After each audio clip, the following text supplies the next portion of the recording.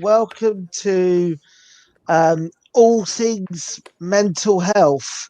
This is a One Place podcast in association with Laugh Fable. And of course, we have to thank Benny Shakes for letting us host it on his StreamYard. So thank you very much, Benny. I'll just introduce you to our guest today. We have, of course, Benny Shakes, Ian Fullbrook, Emma Roberts, Paisley Boyd, and Helen Edwards. We're all comedians, and this is and we're going to be chatting about mental health and comedy. So, how are we, everyone? First of all, yeah, all right. Yeah, doing good. Not bad. All right. Emma? Good. Yeah, well, I'm just very aware it's World Mental Health Day, and the focus is on our mental health, which I'm never quite sure if that's a good thing or not. So I think when it's funny whenever some people ask, "How are you?" Normally it's oh, you just want to say okay, but I think because it's Mental Health Awareness Day, it means a whole lot more. Mm. Yeah, but also if you, I think it's important to say if you're not okay as well, because that is what this is all about: being able to say you're okay and you're not okay. That's the sort of start of that type of conversation, anyway. So I just want to sort of open up the conversation to this. Something I've been trying to think about what to ask today, and it's often a very difficult subject. But first of all, and anyone can jump in. What does it mean to you when you hear the word mental health? So anyone can jump in. I'm not. Well, back in the day, it was crazy people, but now I've got it. I'm not crazy. I'm just got mental illness. So yeah. Okay. Anyone else want to add on that?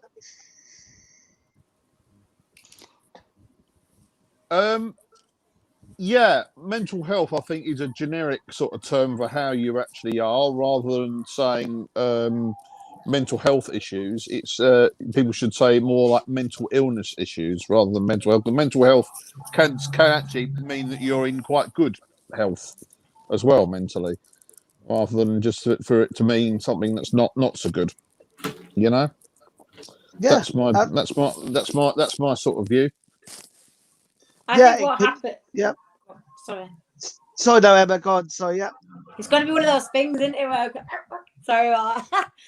Sorry. Yeah, my view on it, and I've probably said this elsewhere before, is what I struggle with is a number of years ago we were struggling with, like what Benny says, like it being seen as people are crazy, and all these negative words. And so to make it feel better, because it's a really uncomfortable area to talk about, I feel like society sanitized it and called it mental health or mental health issues. And I really love owning the fact that I have a mental illness, and that every day I cope with a mental illness and I find ways of dealing with it, and that makes me an absolute warrior. And mental health, like Ian says, could mean you're in good mental health. Everybody has mental health. Everybody has a brain and emotions, body, everything, that they have to manage. But when it comes to having a mental illness and living with it, there's still a very, very serious lack of understanding. And very often I find that I am treated as though I am crazy. And now I've started saying, when people say, Emma, you're crazy, I go, I am. I'm certified, but what's your issue? Yeah, exactly. Yeah, Paisley, Helen, do you want to chip in? It's being said a lot on social media at the moment, but I agree that whilst it's good to open up and talk about these things, we need the funding and the support and all the rest of it. Yeah, absolutely. That's the thing. I think it's all about we can have these chats till the cows come home, but at the end of the day, without the funding, without the support, it won't make too much of a. Obviously, if we talk about it more, it'll help. That's the stigma side of things, but I think the other side of things is the lack of funding, and especially during a global pandemic, when I would argue everyone's mental health has at some point taken a dip. But yeah, Paisley, do you have anything to add? Yeah, I think as someone who's tried to, on numerous occasions, to access mental health support with some success and some not, there's so much more that need to do. There's so much more funding that is needed. It's quite a big subject. I mean, down to like being honest here, being told because I'm autistic, I can't access mental health places and support because I'm autistic and I need support with that. But actually, a large amount of a late diagnosis as well, and people, the way that I've been treated because of autism and things like that, and the way that I've been has contributed to my mental health sort of problems that I've had, and especially with anxiety and depression. When I can clearly see what it is and access the support that I need, or try to access the support I need, to then be told, oh no, it's not that, it's autism. But what it is, what was happening there is lots of different places who don't have enough funding trying to put me somewhere else. And lots of services bouncing me around, and actually that had an even more disastrous effect on my mental health. Things got a lot worse because I wasn't, one, accepted into the support that I needed, and two, then just bounced around the system of like feeling like no one wants me. I can see it's to do with funding. I can see that there's a lack of funding, the lack of that kind of there to help. And there's even more things going at the moment as well, which is kind of scarier that there's less and less each time. There's more, as you say, what the kind of current situation we're in at the moment, there's more and more people trying to access these places for support, and with varying degrees of success in that help. So yeah, it's quite scary, really. Well, we know after we come out of lockdown, there is going to be a load of people who didn't have mental health but now has, but the government will not fund any money for it. So no, absolutely, I agree. And by the way, I think because this is on Facebook and YouTube as well, if anyone wants to comment and chip in, feel free to. We're happy to sort of read out your comment, and yeah, because I think, you know, yes, we're selecting people talking about it, but should be quite an open conversation. So if anyone wants to add anything or agree with what any of us are saying, great, fantastic. So just remember that, and just I suppose I think I agree with a lot of you, and I always hear statistics about it's either, I always get confused with the statistics. It's either 1 in 3 or 1 in 4 will go through mental ill health at some point in their life. Now, I think what's very clear is that is a diagnosed mental ill health. I am going to put it out there now that I think everyone at some point in their life will go through mental ill health. But I think Paisley and Benny alluded to, and Helen as well, like there's just that lack of access to support and to even diagnosis. And when Paisley talks about his autism, I can relate to that as well, because when I first, yes, I have Asperger's, my autism diagnosis, but it's funny, as a child, that was what I struggled with, the sort of social communication stuff. But as an adult, I actually feel it's more to do with my health, my anxiety, and depression, and also how like my Asperger's can sort of interlink, because struggling with social communication leads to social anxiety and overthinking things and stressed about it. I mean, I know we've got quite a few autistics on the podcast today, so he must have got here by train. Sorry, bad joke. I'll stop derailing it. What you were saying, Mark, but that's with every disability. And that's like exactly what I was going to ask, Benny. I'm I was going to like, ask you, yeah. I'm disabled. Should I have a mental illness as well? But people do think like that. Yeah. I mean, Yeah, it's like you're not allowed. I'm the same because I'm disabled and I have a mental illness, and mental illness is a disability. But I'm neurodiverse. I wear blue glasses because I have a neurological disorder. And it's almost like people are like, "What, really? She can't have that many things wrong with her." You know what I mean? Exactly. Like, yeah, I do. But I really need to just address something that Paisley was saying, because that's really interesting to me what he said. I'm glad you said about the funding bouncing about, because I'm a carer for my son who's now 19. He's an Aspie, and he was diagnosed with anxiety and depression about 5 years ago. And it started when he was quite young, at age about 10. And what was interesting is he had the opposite experience of Paisley. So he tried to access mental health, went through his GP, went through all the regular routes, and they offered him CBT. And I spoke to the CBT therapist and I said, he's not at that level where he can actually engage with that type of therapy because of his autism. And I need somebody who understands his autism first above accessing the therapy. And they said the opposite. So they kind of forced therapy on him. And it just created a really bad situation. But he's the same as you, Mark. He's sort of coming through the other side now and maybe doesn't recognise much of his social communication issues, but definitely sees his anxiety better now. So I've had to kind of help him with that. And that's only because I'm a mother that lives with mental illness. So because I was diagnosed when I was 19, so I'm 41 now. I've been living with my illness for, 20 plus years.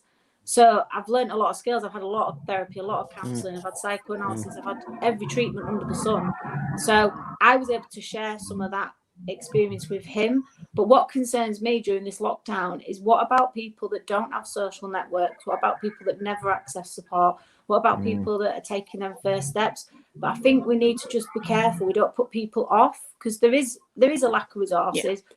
But I have found help in the most unexpected places during mental health crises or episodes. I wonder, what about yourselves? Like, where have you found unusual sources of support from where you never thought you would? Do you know what I mean?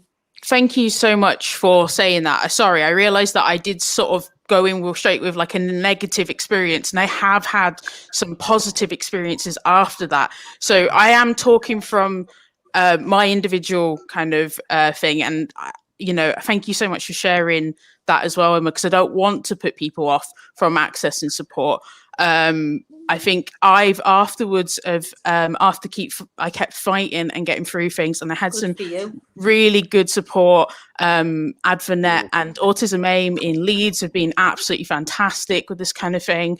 And they've been working with the mental health services in Leeds to kind of, because it was a kind of a common thing with people who are autistic, were struggling to access the mental health services. Not saying it will happen to everyone, but that is something they have seen as an issue and have worked on it.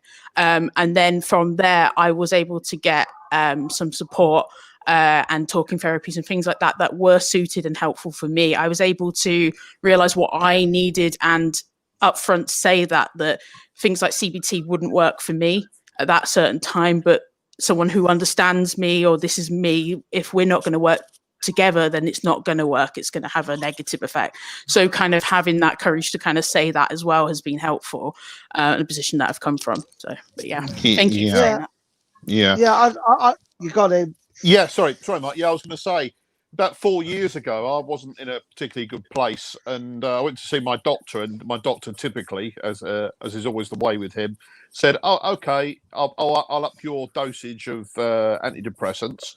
So he put me on. I'm on 30 milligrams of antidepressants. He put me on 60, and that made me quite ill for the next 3 months, mentally and physically. So I was not impressed, and I went back to him and I said, "Look." I said, these tablets aren't working on 60 milligrams. What can you suggest? He went, yeah. He said, I think I've made a mistake there. He said, Ian, I think you would benefit from more social interaction, more social stuff. I went, okay. And that's why I've joined One Place East happened before that, but I've joined another organisation as well in London. One Place East has been the biggest help because without them, I don't know what I'd be doing, to be quite honest, because they are a large support network, and I appreciate, as you say, Paisley, some people don't have that support network sometimes, and I think we should be making people more aware of the support networks out there, because One Place East have been a massive help to me. And Helen. I will just add that One Place sponsoring this event as well as Benny's streaming service. But One Place East is a charity located in Redbridge that works with people with disabilities and mental health conditions, and I'd say Ian has really sort of benefited from that. And actually, One Place East has supported my disability and mental health comedy night, and and actually, I know it sounds a bit, but actually, even supporting, like, say, the arts, and actually, like, with disability and mental health, I found with my night, it's actually helped other people come on and give it sort of that access that to talk about. I even say don't talk about the mental health or disability, express themselves on stage, and get that sort of because there's a lot of, say, comedy nights or nights around the arts as well that maybe don't or aren't aware or don't give that access. So I think One Place East, charities like that are very important, but also they're having the funding massive every year. It's becoming more and more of a challenge.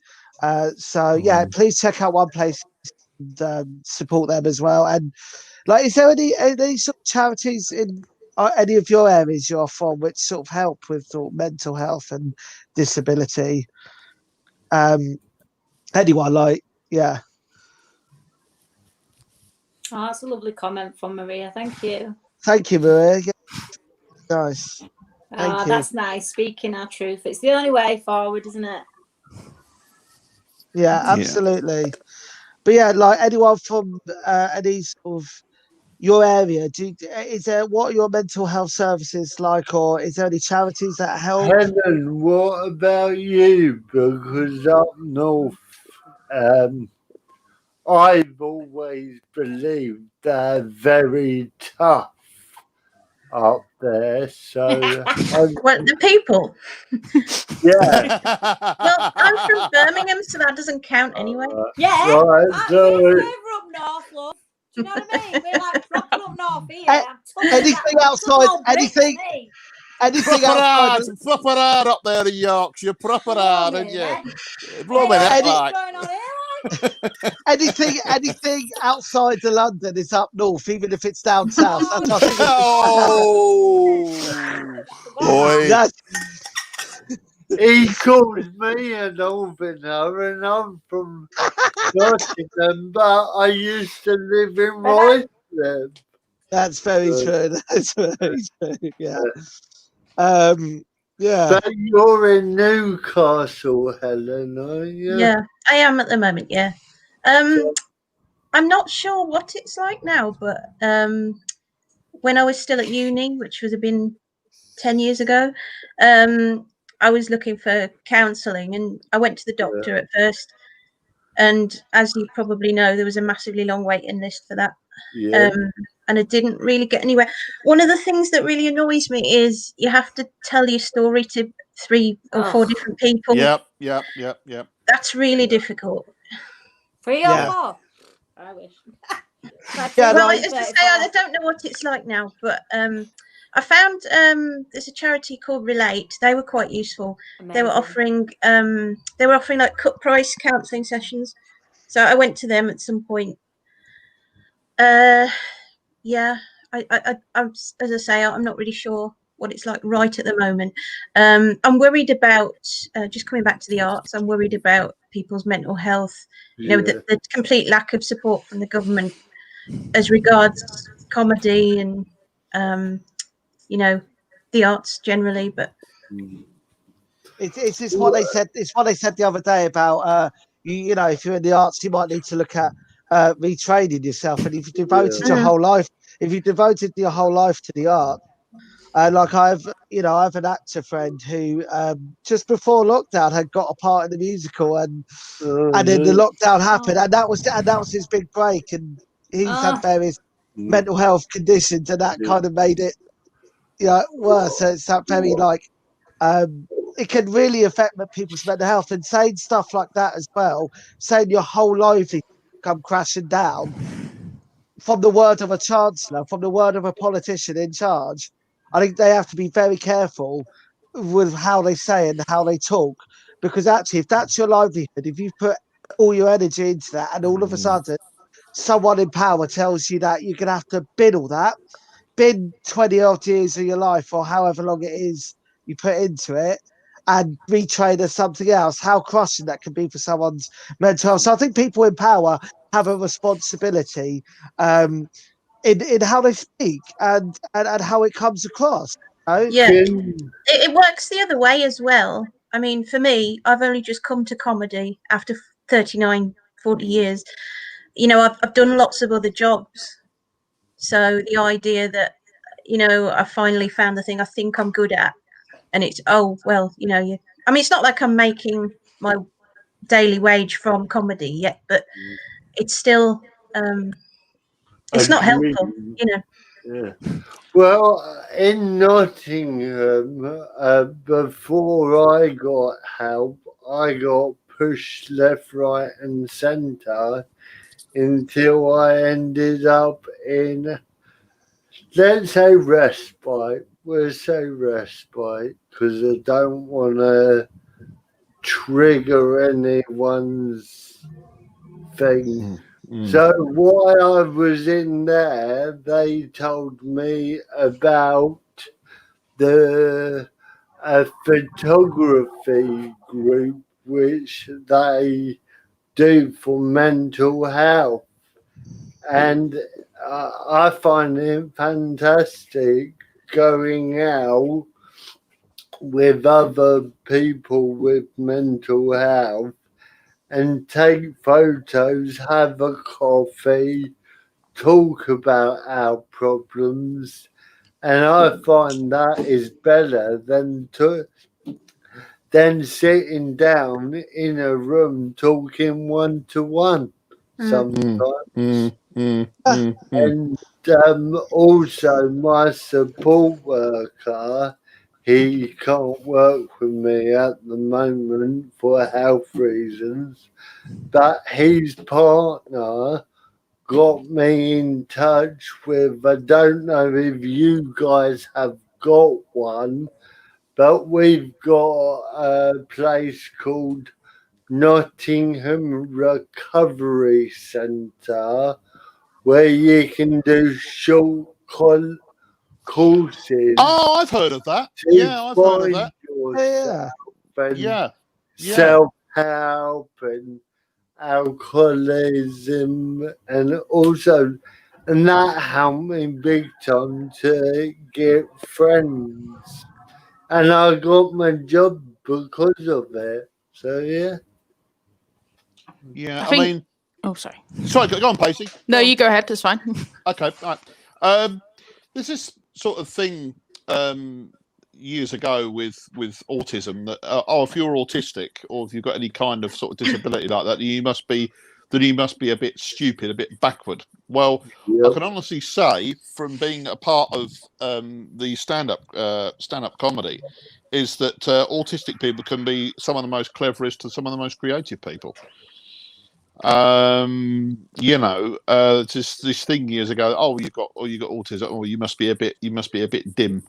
No, probably more cleverer than the person that's asked the question or made the remark. Or I would say, not cleverer, but I would say there's two types of humans in the world. There's neurodiverse people and there's neurotypical people. And people have a neurodiverse brain is different to somebody who has a neurotypical brain, and they struggle to relate to one another. So because I'm neurodiverse, their brain just thinks differently to me. So therefore, their definition is, well, you don't think like me, therefore you're stupid, or you lack in this. So then people talk down to you, or they treat you differently. And the same happens with all disabilities, doesn't it?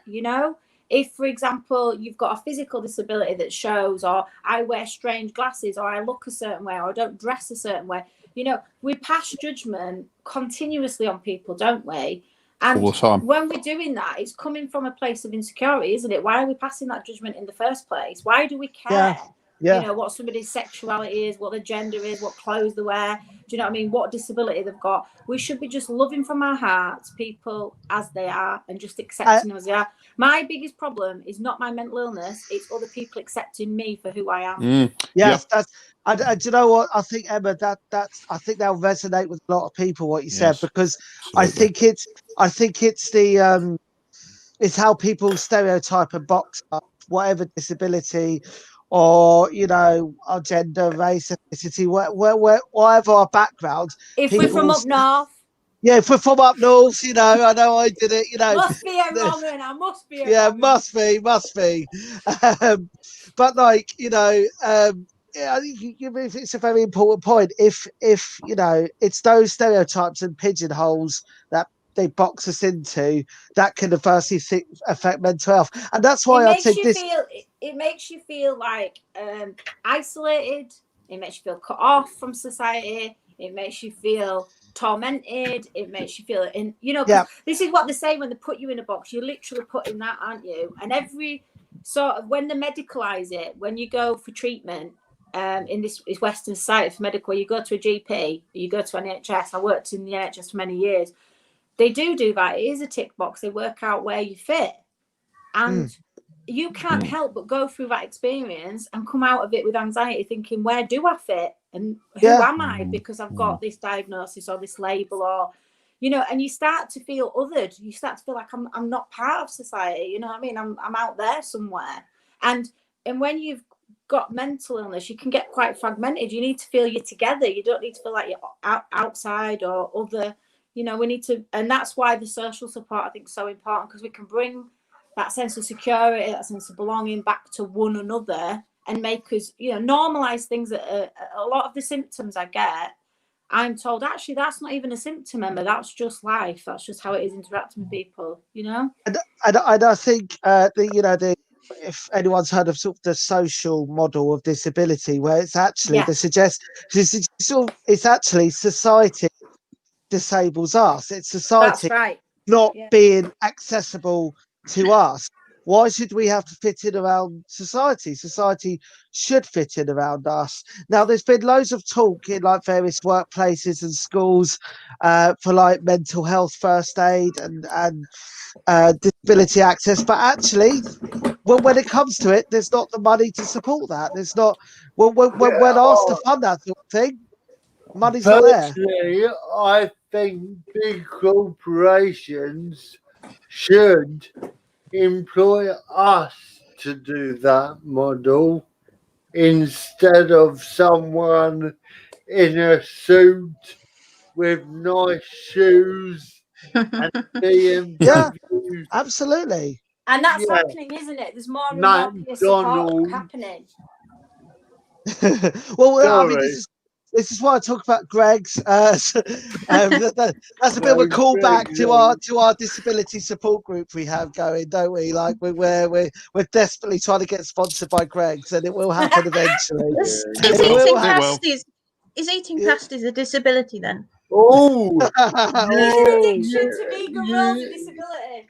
You haven't broken the record. No, 28 minutes. 28 minutes. The last podcast I'm the winner.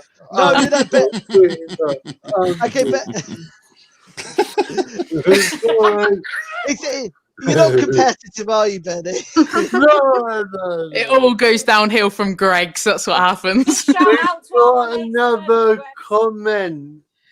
Can you see that, Mark?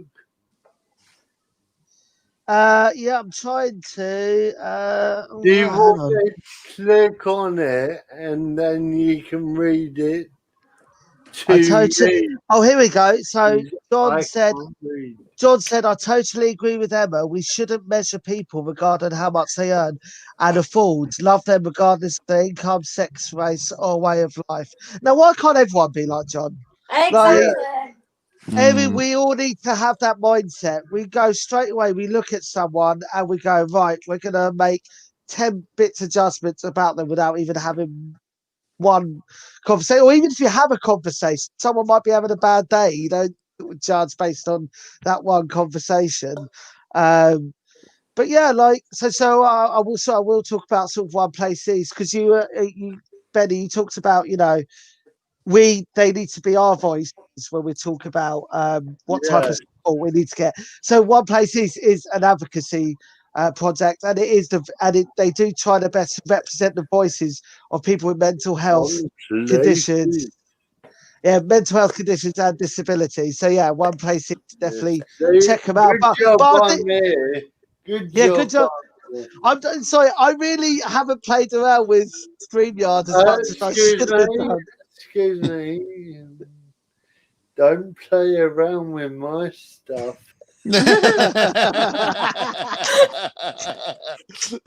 I was wondering where this conversation would go downhill, and we've hit the halfway point. Yeah. So I'm actually quite impressed. No fighting, lads. Come on. Yeah. No, but that's the thing. It's important to laugh about stuff as well. This is what I find. Have many of you sort of talked about the disability or mental health on stage, and how do you sort of joke about it in a way that reduces that stigma, but doesn't ridicule the mental health, but ridicules, or not maybe ridicules the mental health. I don't know how to put it. Like, how do we make jokes about mental health to help us? That's what I'm sort of putting out there.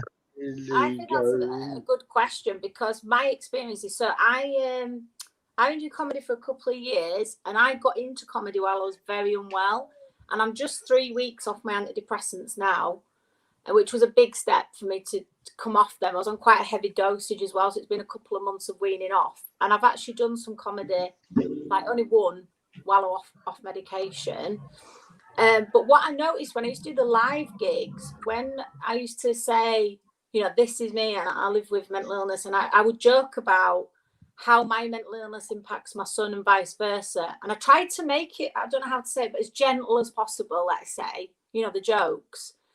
And yet I used to watch the audience's reaction, and it was like they couldn't let themselves laugh. Like, if they were to laugh, it was like, is she being serious? Does she really have a mental illness? Is she mocking it? Is she, and I was lucky. I never had anybody come up and say, was that, but I did have a lot of people come up to me afterwards and say, really glad you spoke about your son's autism, and I've got a niece or a nephew or a brother or a sister, and they were relating to it. So it seemed like it was okay to talk about the disability, but the mental health side was a bit too edgy. I don't know if any of you have had that experience. Yeah, I don't know. Anyone else? I think the one thing I might mention mental health in is also combined with a joke that I talk about sort of conditions that I have, which is kind of a dig at kind of an experience I've had with work. So I wouldn't say that I've sort of solely spoke about my mental health in my set as far as I can remember, but so I'm not 100% sure on that. Yeah, so it's all sort of combined within a joke for me. I mean, I've sort of tried to. People may have seen I've tried to bring a character onto a stage. As I say, he's the visual representation of my anxiety and depression, and I call him emo. That's a sort of joke about it. But like, I use that to express my mental health on stage. I have anxiety and depression, and this guy is sort of my mouthpiece whenever, it's not how I sound when I have a breakdown or how I look when I have a breakdown, but it's like, it helps me express my mental health difficulties on stage. But that's another thing as well. Like, I often find drama helped me at school because I was able to take on another role, like a character, if you will. And it's really interesting. Often people would find your character's always a bit crazy, always a bit manic, and I'd be like, oh, okay. And I look back on that and thinking, was that sort of me projecting myself onto something? I don't know. I think we all do it. We all project ourselves in sort of outlandish characters, some level or the other. Like, I don't know. And that's just my thoughts anyway. Yeah, well, my sort of mental health is projected with the impressions that I do. That's a perfect example. Yeah. Yeah, because I remember your partner the other week, Mark. We were travelling back from Southampton. She said, "How do you switch from one voice to the other, to the other, to the other so quickly?" I said, "Well, it's just, I don't. If I knew, then I'll be able to tell you. But I can't honestly. It must be to do with my autistic mind. Because if you look at someone like Rory Bremner, for example, if you looked at one of his performances from years ago, he's got adult form of ADHD." And he switches from one voice to the next, to the next, to the next, very seamlessly. But his brain is thinking about 100 different things at once. Mine's not quite that developed, but when I'm doing voices, I can switch from Boris Johnson to Donald Trump to Alan Carter, Chris Tarrant to Julian Clary to whoever, and do it reasonably seamlessly. But you say if I knew how that works, I'll be a millionaire, and I'm not. So there you go. So I just had another comment from John. I heard this great quote today. They were referring to friendship. A true friend or lover is the person that walks into the room when everybody else leaves the room. And he said that's a great saying, isn't it? What do we think about that? I'm trying to figure out what that means, but no idea what that means. Okay. It sounds like it's saying Oh, we've someone got another sticks one. with you, whatever. Well, Graham Whistler, who we've got on next week. Oh, fantastic. Can someone read that? When I first started, I was constantly having to deal with audiences getting over me talking about my disability to the extent where able-bodied have told me I can't make jokes. We spoke about this, haven't we, guys? About my, is that CP? Does that mean cerebral palsy? Yeah. As well as promoters telling me to do more normal material. Apologies if I'm a bit behind. I can't type for shit. Well, that makes two of us, Graham, but that you've done good work to say you can't type for shit. we will talk about all of that on Friday. So yeah, because Graham Whistler's going to be on your show Friday, isn't it? Graham Whistler, and bear with me, because I'm not good with names. I've made a banner. Oh, look at that! I'll get you. So we've got Graham Whistler and Juliana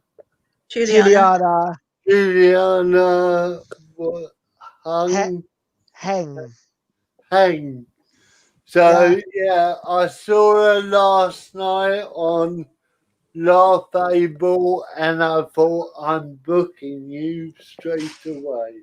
Yes, brilliant. Yeah. She opened things up very well, I must say. She was very good. Yeah, very good. It's an autistic comedian from Kuala Lumpur. Definitely check out Juliana Heng. Absolutely brilliant. She really is.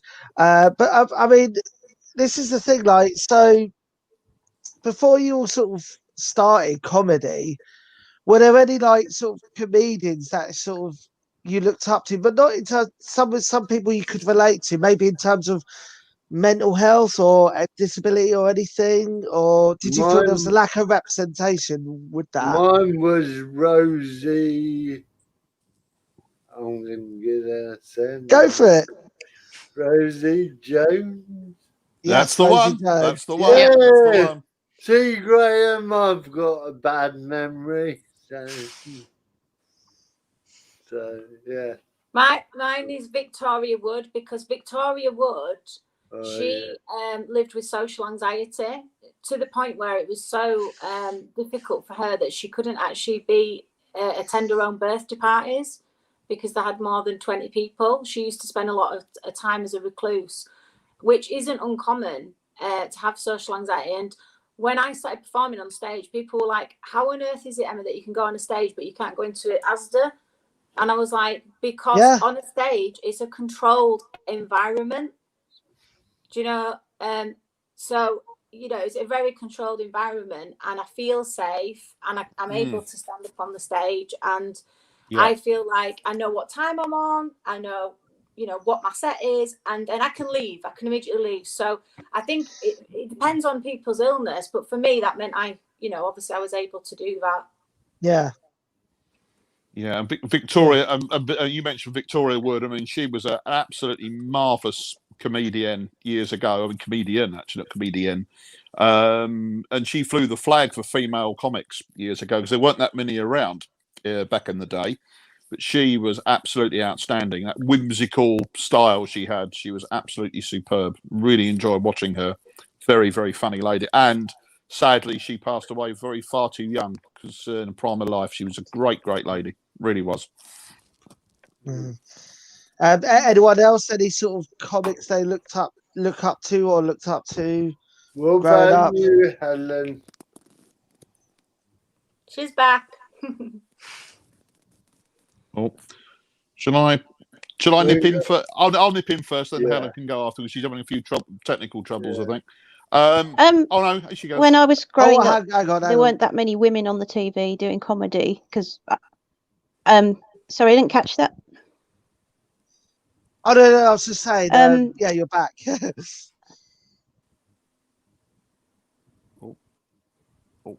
she's got a few problems.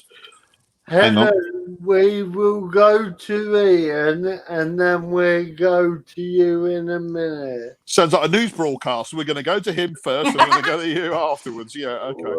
I'd love to see Benny present the news. I would actually watch the news if Benny was presenting it. Fantastic. Sponsored by Greg's all the way through.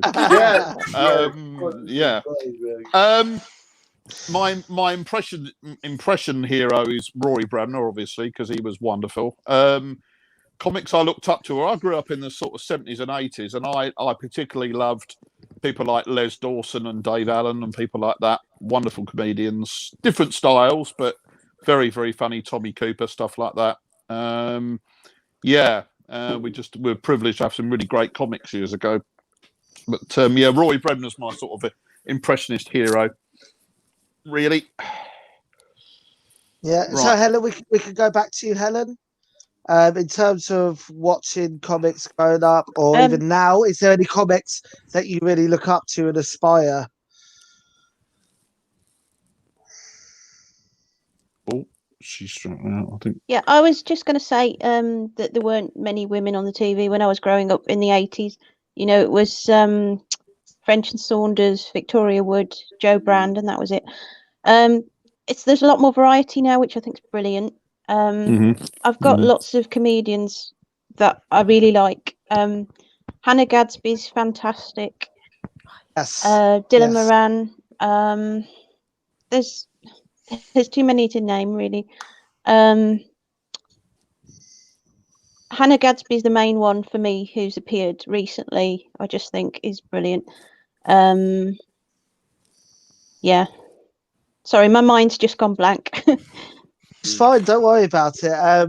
Paisley, any sort of comedians you really look up to?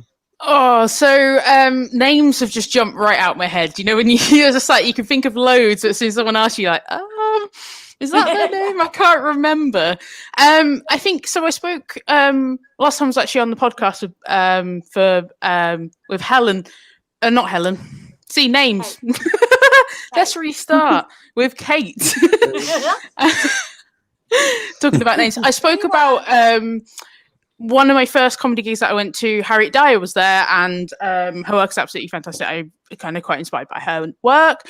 I also like sort of Sophie Hagen, and actually looking up their kind of stuff on their social media and the things they talk about. Follow them. I think there's others, but as I say, I'm getting names wrong. Sorry, I got Kate and Helen mixed up, so I do apologise for that. It's all right. So I think a lot of those comics I could definitely allude to. Like, so Hannah Gadsby obviously does 2 shows. One in which he talks about mental health and trauma. I think it's a really important watch. It can make you laugh and cry and everything.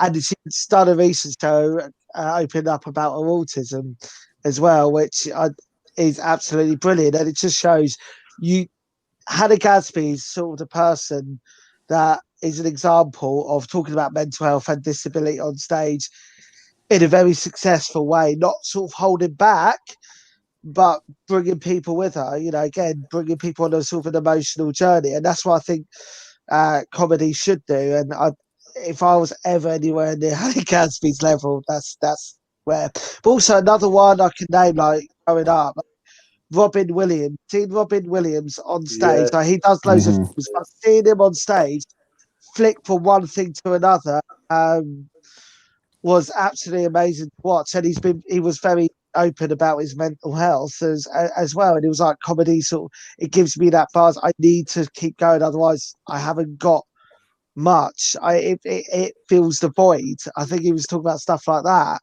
And I think for a lot of people with mental health, it can do that. I think comedy can fill that void. It was a compulsion for him, wasn't it? Yeah. Comedy, yeah, absolutely. Before I know, I'm going to say his name, Tommy Wagstar. Before I met him, I just lost all my care because of the government. I won't mention his name. So Lord Voldemort. Yes, that was it. So, which is fine. I can cook in a fashion. So, I was working at the farm, and my mate John said, "Why don't you go and join the comedy open mic scene in Alfreton? Often funny." And ask him if he would teach you. And I did. And Tommy say, I do believe he saved my life. And I helped save his life because he struggled with alcohol. So he's sober now for 6 months. And he's quit smoking now, so well done, mate. So yeah. But yeah, is there anyone else would like to give a shout out to in terms of their support they've given? Well, there's a list of places I could mention. I mean, off the top of my head, I would say Rape Crisis are a great resource.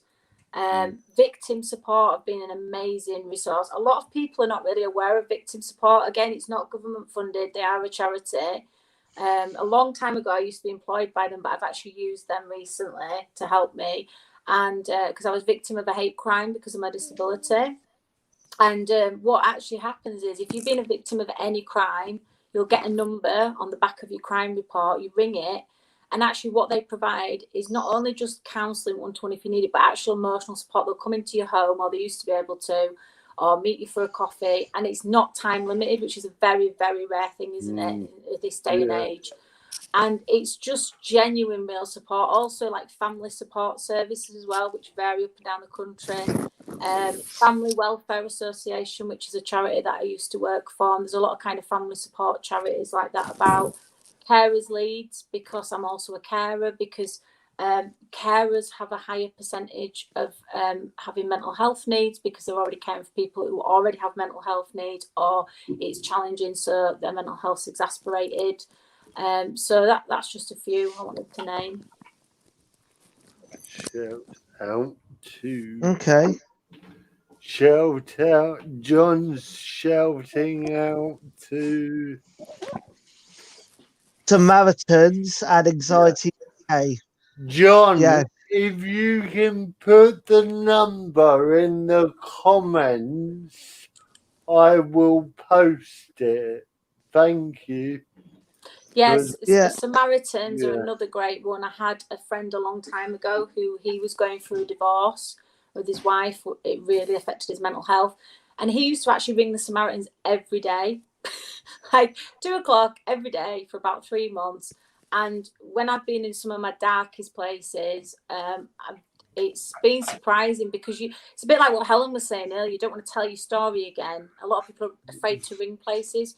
You don't have to tell your story. You literally, I've rang them up before in floods of tears, can't even get my words out. And just having a quiet, patient voice on the end, just listening, it's amazing what that can do in a time of need. We've got a question. Fantastic. All right. So, from Infinite Loop, I suffer from depression. How do you handle your mental health when it's at its most challenging? What tips do you have for those listening? Okay, anyone want to chip in? Should I go first? Yeah, it's an open group. To be honest, I'm suffering big time this past 3 months. I thought I was coping really well. Me and Mark set up the disabled comedians Zoom meeting every fortnight. We set up, Benny shakes things up, but how I cope now is because I've got some good friends around me.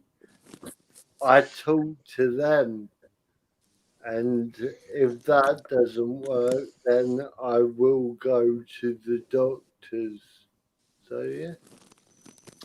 I think the thing is not to be afraid. I've got my own illness, but what happens is my illness, because I live with an illness called complex PTSD, and what can happen is if I get really unwell, it can trigger depression. And I find depression sometimes can be harder to manage than my own mental illness. And when I spiral into that, I had a massive barrier of shame and embarrassment about the thought of asking or even trying to use medication. And when I had my breakdown a few years ago, it was the best thing I ever did. So, I mean, I really just want to make a point of saying to people, there's no right or wrong answers. If you feel like that medication is going to get you to the help you need to have, go for it. You know, just give it a try. If a trained medical professional suggests it, your GP, at least consider it as an option. That's the first thing I'd say, because depression can take such a hold, you know, and take you to a dark place. So it's worth at least considering the medication. But if not, ring the Samaritans. The number's there, 116 123, and talk to somebody. And talk to, if you haven't got friends or family that you can speak to, because a thing that is not spoke about a lot is a lot of people do not have friends or family. Yeah, absolutely. So we need to have alternative options. Samaritans, and there is other talk lines as well. Local councils usually have talk lines, like here in Leeds. I know we've got an emotional support line that's open 24 hours a day.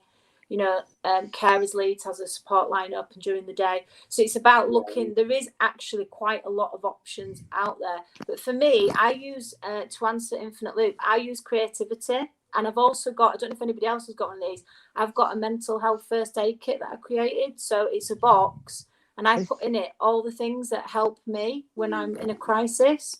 And my friends know to tell me to go to my box, and I know when to get it out when I need it. Does anybody else have one of those? Yeah, that's what I was going to say about so the thing is, when it's the most challenging for me, all I can think about and all I'm stuck in is that, and I don't remember I have these things set up, but there are these things set up. So it's about the gentle reminders when you are there that these are the kind of things that will help, because at the moment, well, for me anyway, it feels like nothing can help. When I'm most struggling, and I might have a gentle reminder from a friend, or I might have left myself a note. I'm very big on leaving notes in places where I'll definitely go to. I know when I'm the most upset, I'll go and make a cup of tea, and it's less about the cup of tea and it's more about the kind of just making a cup of tea for me, and that process. And there is a little note. It will remind me, if you need help, maybe phone this number if you need help, look in your box, things like that, having designated places and little reminders. And the other thing for me is distraction is the most helpful distraction from the kind of the things that I'm really struggling with at the moment. It's very hard, that it's not always going to work, and things are different for everyone. That's the thing. So I think it's about being open about what does and doesn't work for you. If someone suggests something and you try it, that's fine. It doesn't work, that's okay. And if it does work, that's fantastic. I think it's about being open with that if you can, and asking for help as well. It's very important if you can. Yeah. Sorry. Yeah, so what I will just so I didn't know about those mental health boxes. I think they're a wonderful idea. That's something I'm going to look into. But when I had my sort of therapy for my anxiety and depression, I had a similar thing. I'd like things put up on my wall. So if I was ever in a bad place, I could go to the wall and read the strategies I need to do to bring myself out. So because of my anxiety, I would have what's called a worry time. So I would have 10 minutes where I worry about that thing, whether I can deal with it or not. It doesn't matter. You have 10 minutes. You can let all your worries out. But then after that, I think use something called mindfulness, and you sort of try and let it pass and then go back to the next day. Because I think the problem is when people start worrying about things, it can be a chain effect and it can go completely out of, and it's easily done. And I have to remind myself not to go overboard, but and also I think I would say as well to give yourself a break. Like it's if you're feeling overwhelmed with things, it's always important to remind yourself you are human. And actually, I find like just curling up in bed, sticking on some crappy TV, but so anything like that, or just chilling out, just zoning out. Yeah. I go to my camera. I don't want to know what you do on your camera, Benny. No,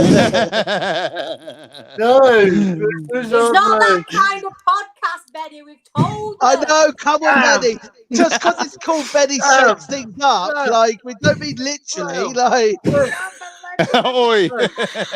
well, I have called the shaky photos on Instagram, so I go out and take shaky photos. Brilliant. That helps me.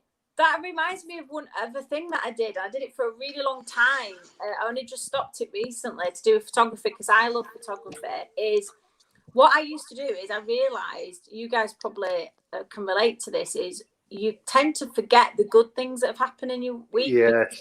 You're always focused on the negative. It's a human trait, but it's just so much easier. So what I used to do is take a camera with me. I always have a camera on my phone, and if I take it sounds quite vain now because sometimes we're taking selfies, but it wasn't for that reason, but just of where I was or what I could see, like it's a tree or a room or whatever, and it's like a grounding technique. And I used to take those pictures, and at the end of the week, I'd put them up on Facebook and I'd say, the week through my eyes, and it'd just have a load of positive images. And because it saves there and it gets next year, it gets recycled, I could see all the positive things I'd done. But you could keep that in like a photo diary or montage, but it's a really good technique. I write, just before I go to bed, I write a line that has to be something positive of that day, and I write that. And if I'm having a particularly bad day, it might just be I got through the day. That's a positive for me. And I'll look through that. If I'm really struggling, you can look through and you can see everything you've written. Yeah. So, Ian, I'm curious. Ian and Helen, is there any strategies you can suggest to people that have helped you? I got several. I can't really overstate how important it is to have good friends. And comedy, I think, is therapy for me. Just before lockdown, I think my mental health was, before Corona came along, I think my mental health was as good as it had ever been, really, which is a shame. I can't say that lockdown's brought out the best in me. But another thing, it's a bit hippie-ish, but I found essential oils really helpful when I'm feeling panicky. I carry them around a lot. I've got a couple of favourites. I don't know how they work, but just nice smells. Yeah. Yeah. Lots of support groups. Doing my comedy helps.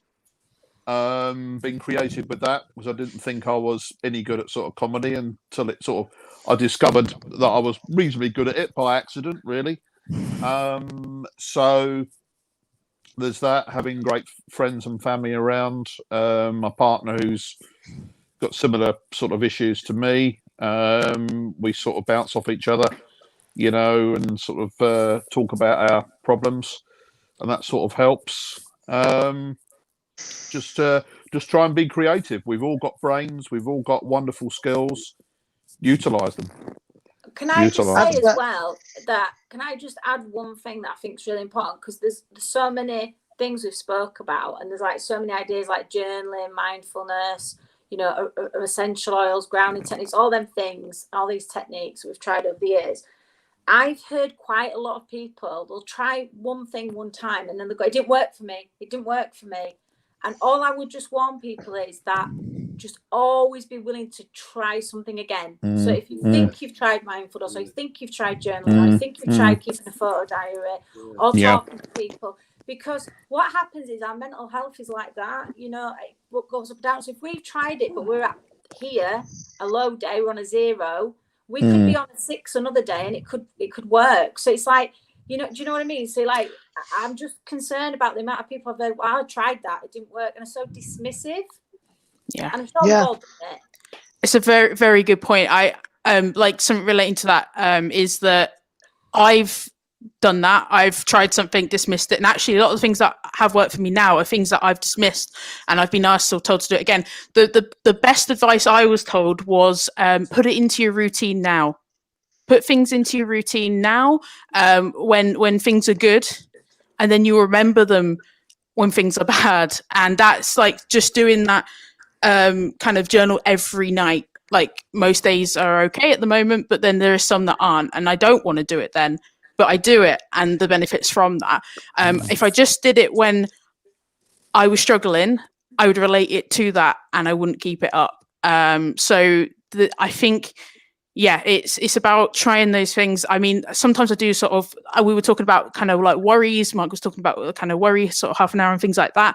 I have a worksheet that I work through, and I do that about any little worries and any things that I might sort of start to panicking about. And so as soon as that starts, I do this worksheet, and now it's a process that I don't need the worksheet, but I'll have those thought processes in that order that I wouldn't have been able to do before. So it was building it up. So when things are really bad for me and I really struggle, I'm able to kind of pick out some of those tools, if not all of them, but some of them at that time.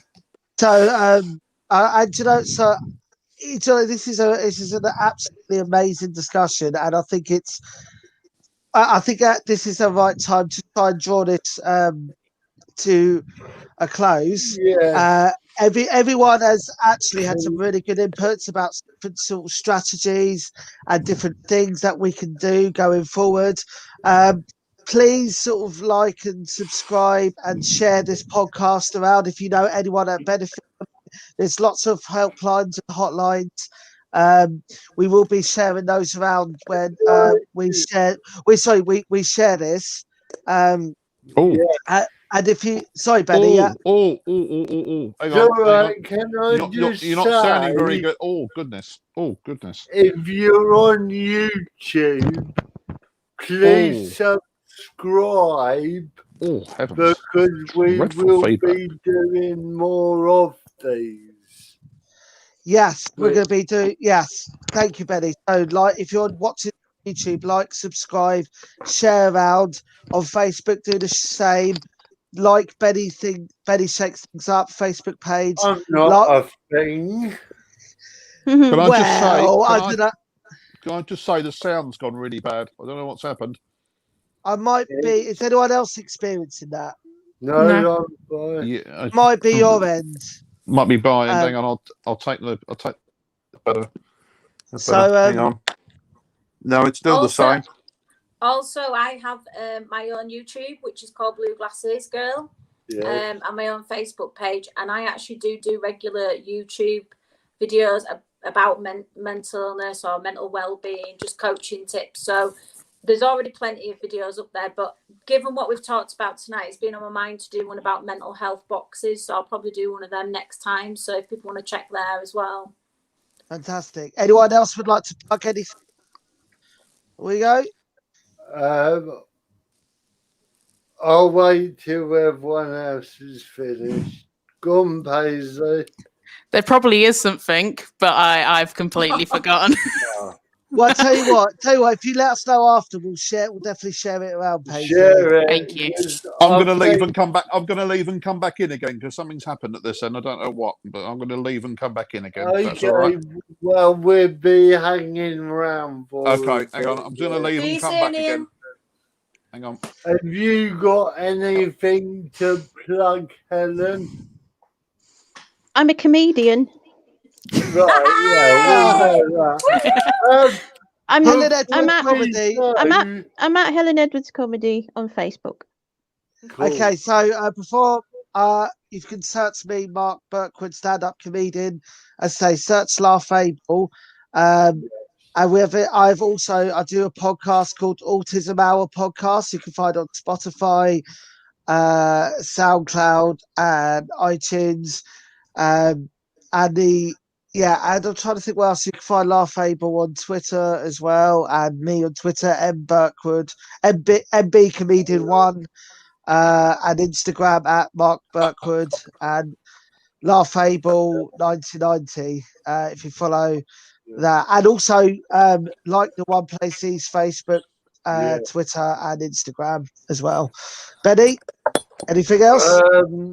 Just subscribe, like, share, and also, if you feel generous, some of us, you can always buy us a coffee